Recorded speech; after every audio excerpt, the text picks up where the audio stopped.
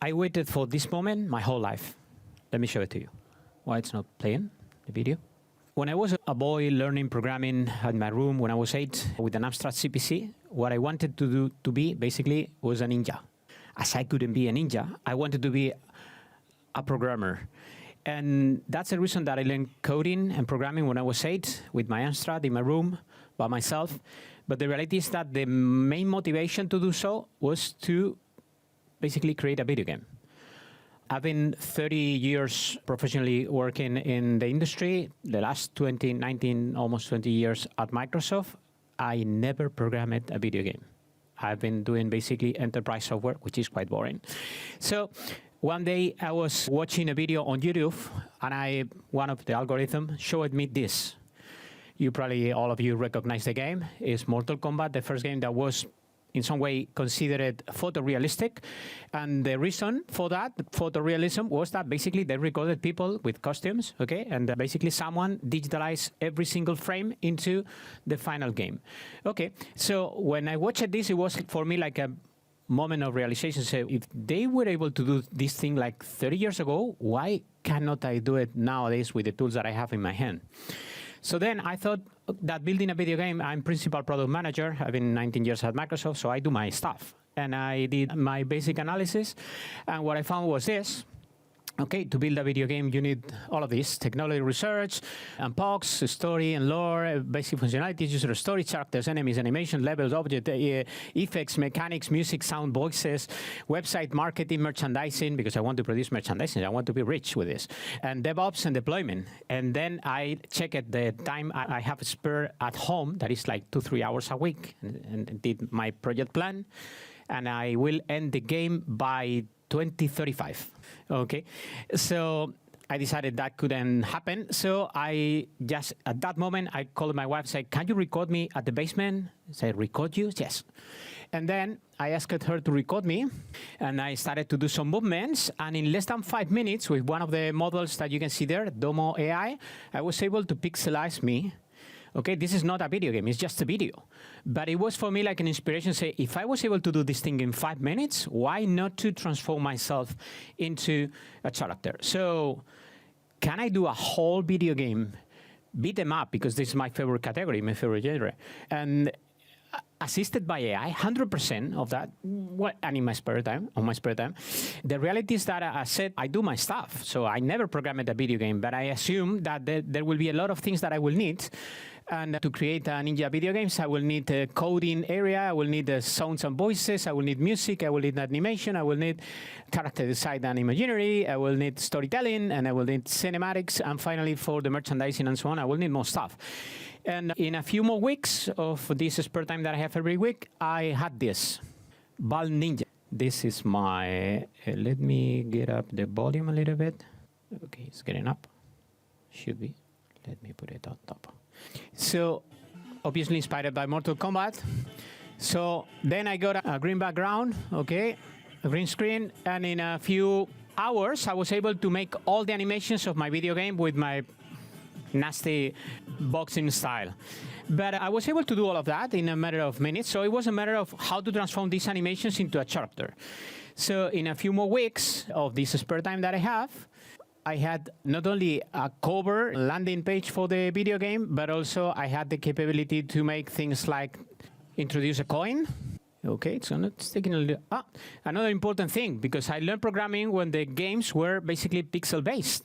So I wanted to emulate all the resolutions from the video games that I love it and the computers that I love it, Amstrad, CPC, Game Boy, you can see all of them. So one of the things that I did was basically use AI to create shaders that can transform my video game not only in super high definition, but also in these kind of levels of definition. But the first thing that I need to do, apart from defining myself as a ninja, was to define the characters. I have added all the prompts here, so I'm going to skip them because you will have the presentation later, so you can copy. But the important thing is this, because when I posted this challenge over LinkedIn especially, a lot of people all around the world had the same passion as me when they were kids and they were learning programming, and a lot of people wanted to participate of the game. This guy in the middle, Michal Ukropek, he's an expert in Industry 4.0, but he was also European champion in Muay Thai. So he wanted to join. I have a Kung Fu expert based out of Slovenia, I think. Okay, so I have people all around the world who wanted to participate, but we wanted to test it. So here is Master Liang. Here is Li Kia. This is the big boss, the super big boss. There were a lot of glitches at the beginning, okay? I had to do some cleanup and so on, because at the beginning there were some mistakes with the models. I will show you the latest version and you will see that there are no more glitches. Also, I wanted to have, there is no fighting video game that don't have a sumo wrestler, okay? So when I had this, I basically sent the script to the people all around the world to record the movements. Some of them are really good. This is Michal, okay? You can see them, they have real skills, okay? So this is no joke. These guys really practice martial arts, okay? But when I had all of this footage, I had to transform that thing into an actor. What an actor is an entity that will enable me to interact, and there are two kinds of actors: the actors that I will manage and the actors that are enemies, okay? So here you can see the difference between the ninjas, okay, where there will be red ninja, blue ninja, and the NPCs with henchman, spectator, likia. Some of them obviously share some common behaviors. And to make all of that, with code, I was able to transform the NPC logic, okay, what it would be called AI in the past. It was not AI, it was basically a machine state, okay? So you can see there how I used the classic CPU-based algorithm with a state machine and also unique actions and strategy. In that way, that means that every enemy can have their own behavior. Okay, I have also here another important thing, there are different coding prompts that I have used here, like the setup prompts, okay, then user stories prompts, then bug solving, and sometimes mixed prompts. For instance, to explain how something works in perspective, sometimes I'm adding a sketch. Now you can do it. In the past, you can't. But now you can add a sketch of how it works, and I will show you one of those sketches later. So then the system understands better what you want to get, and you don't have to explain it only with words. But for me, one of the most important ones is the first one, the setup prompts, that I will show you later. Also, how is a good story? You need a goal, you need a context, you need the requirements, you need extensibility, explain it at least, constraints, references, and outcomes. You will copy all of this, okay? So let me show it to you, one of the coding setup prompts.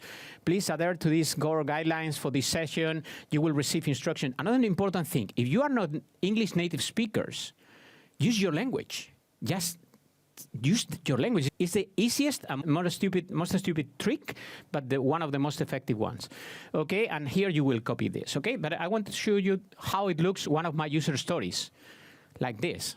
1,500 characters, okay? So I'm taking this thing seriously. I'm explaining absolutely every single detail of what I want to get, because I want to get a control that basically shows the health, the energy, the points, and so on. So all of that is, you will be able to copy if you want, but the result was so structured like this. And sometimes there were mistakes and bugs, but it was not AI fault, it was my fault.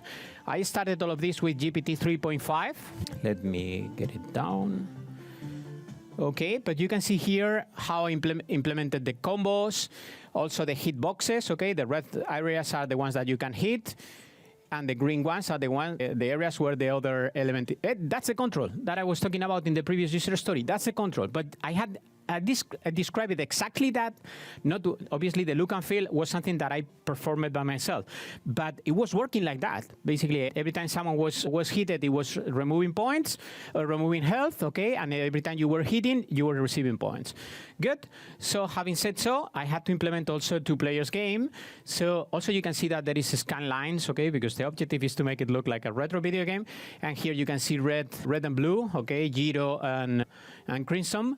And obviously, the objective is to have 2 players, a time, differences of skills, okay? Each one of them has a different velocity, speed, and different skills. And you can see what you need in a video game. A lot of enemies. You need to kill thousands of enemies, okay?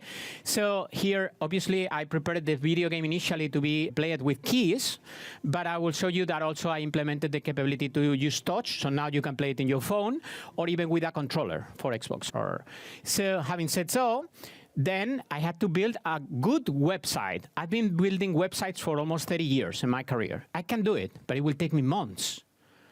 This took me hours. 5. it's integrated with Google ID and also integrated with my backend, that is PlayFop. And you can see it here. Okay, so this is basically the whole, it's playing, yes. So you can see it has, all of this design was made ready with 2D's AI. Okay, all the tools are included there. So I can basically click in any profile. I have the profiles of the enemies, even give me very good recommendations. Probably among all the agents that I have used for programming websites, I love all of them. I have tested all of them. Probably Ready, for me, was the most creative by far in terms of style, okay? In terms of, others are much better in terms of coding, but this one was really good.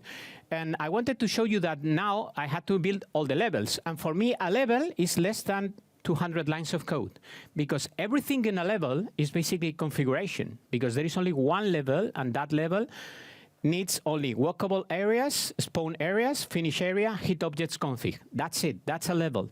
And with that and an image that is like this one, that was, all of them were made with Midjourney with the capability to extend, I can have infinite number of levels. Indeed, in the game, there are 30 levels right now. But I wanted to show to you them. Okay, this is exactly my same character in all the levels. As simple as that. So in a matter of minutes, literally speaking, I can do a new level. So sometimes I get inspiration from here or there, and I can do it. But there were some levels that couldn't be done in that way with the extended, and especially one for the sumo was especially tricky, because this one in the sumo space, no model was understanding exactly what I wanted. So what I did is that I take this frame from a Twitch stream, like that, and then I used Magnific AI to create exactly what I wanted with exactly the same perspective that is shown on TV. And obviously, I wanted to have a realistic sumo, and also other capabilities. I'm showing there the models that I used, because up to this point, I didn't have agents, okay, to program. So I was basically doing a lot of work manually. Like this one, basically I created that wagon, okay, with the windows, and there was something behind moving in a, like in a parallax way. Okay, so this was one of the levels. Another one was in a parking lot. There is no video game that has no fights in a parking lot, okay? But here I wanted to introduce a new concept, that is, there will be something hitting you, like a motorbike. So we have an enemy, that is that guy that was doing martial arts before, that will be riding a bike, and if it hits you, it will harm you. Obviously, there is no video game without an elevators level. So in the Tokyo Underground, I created a level where you can basically move up and down with this logic. But all of this at the end looks great, but it looks more like basic levels. I wanted to do something a little bit harder. That is not only using sprites, but also manipulating the sprites. And there is a technique that was invented for the first time ever for racing games, but was popularized in some way by probably one of the most famous games ever, Street Fighter 2. Street Fighter 2 has a characteristic that they were using sprites, but they were modifying the sprites to make it look like 3D. Let me show it to you. It's self-explained. This is what happens in a normal 2D sprites, and this is what happened in a 2.5. So the sprites need to change, but for that, you need a transformation at the level of the sprite, which is static. So then you need to move not only the sprites, but also the objects following the perspective of your view, considering your character will be always in the center of the page. So you need the background, then you need something behind, then you need the tables in the middle. And with all of that, then you create this effect that looks like, but that image is a static sprite. It's modified in real time. That was made also with a shader. And the reason I did it like that is because I found the original repo from Street Fighter 2, who a guy did reverse engineering from the ROM and transformed the ROM into code. So I gave the pointer to that repo to my agent, and I was able to implement that thing in the technology that I was using for this framework. But I also wanted to introduce bonus. Okay, there is no fighting video game that cannot get a bonus. It was very funny because it's a gallery shot, but with shurikens. Okay, so this took me like no more than 2 days in my spare time measure. Okay, that is like 2-3 hours every day. And I got this running. Even the look and feel and so on was everything created. But that is probably the most epic ever. Whoa, this is super high. So this is made not only with a sprite, but also with another shader that breaks the part that you are hitting into different parts. And you can see that it has depth, so I can move around, and I can hit the car in different places, and it transforms, and it deforms, obviously. But as said, I prepared the game to be played with keys, but the reality is that I wanted to use it with my Xbox controller. So that was made at the level of the browser, okay? Because that's the only way that to ensure that the browser is connecting well with a peripheral, with a device. So in this case, you can see how I can move basically using that. And probably the most challenging one was to transform it into a Game Boy. Okay, that it's not only a matter of transforming the above part into with the shader that I mentioned, but also to convert your browser in your phone into a touch device. Okay, that's touch and mobile devices are not working very well, especially through the browser. It works very well when it's native and they are apps. But also I wanted to create infinite maps, okay, so I can recreate all of those scenarios in Japan because they are about ninjas. You have here the prompt and the tool that I use it. But especially I put a little bit more effort in the map itself. I wanted to get a mix of a map with Hokusai style, and literally speaking, in one prompt and uploading these two images, I got this, literally speaking. Then I only had to position every mission in different places. Also, I was working on the cinematics, and this is me. And here you can see all the tools that I use it. Clink, amazing Clink. Now, Grok 4 is working amazingly for Anime 2, okay, so to make Sora was very good, now it's a little bit better. His feel is becoming crazy. These guys are doing an amazing work with animations. Pika Labs, not so bad, but there were some glitches out there. Minimax, this is Minimax 2, now it's Minimax 3, it's much better. But when I did this, it was not good enough. Hyunjan was also not so good at that time, but even the movements were really good. But then I wanted to create the scenes, and this is all a story of revenge, okay? Because the sensei of the ninjas dies in the game. Oh, let me show it to you. I don't know why, that's it. So 100% of this is made with AI. This is Seedance with an agent. And of course, you need objects to destroy things. So I programmed also the way you can make the barrels. And the barrels are two types. One of them is with fire. Okay, so all of this is basically particles. I had no idea about how to make particles, and AI helped me to make all of them. Okay, so then there is a moment that one of them is going to explode, and all of them explode in a chain. Okay, all of them died, but you have one more life, so you survive. And also other objects, okay, that you can find on the streets, base. No, I'm joking, it's only for the demo purposes. But you can break all of them, and each one you break them. Also, another important thing is that every object can have a behavior, so they can break, but also give you some power-ups. So you can see here the traditional arcade machine, playing the game. Okay, so you can break it. And to get some food and energy, you can basically hit this vending machine, and then you get finally your reward. Good. But I wanted to make more and more every time I was getting more ideas, so I wanted to make the God mode, and the God mode is, for whomever is a fan of Dragon Ball, okay, it's exactly that, okay? So you get multiplied by 5 strength, okay? And to represent that, again, I used the particles simulating like fire. In the blue one is blue, in the red one is red. But also I wanted to introduce some new movements that all of you that have played Street Fighter will know: Hadouken, Shoryuken. Okay, so let's see how it works.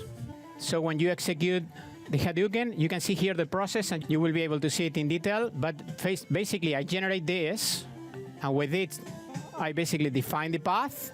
Then I add some fire with particles. Now I program how the dragon should move and where. Okay, so now you execute the hit, and then it comes and kills all your enemies. Good? Good. So now we have more hits, and obviously the Hadouken is probably the most epic hit ever. But there are two things that are very similar: the Hadouken and Kamehameha. Okay, Hadouken is more like a fireball, and the other one is more like a beam of light. Okay, so here you will see how I did my test to click here and there and get Hadoukens, or to basically click with the other button and get the beam. Good. So when this was done, I created some noise, and finally, that's it.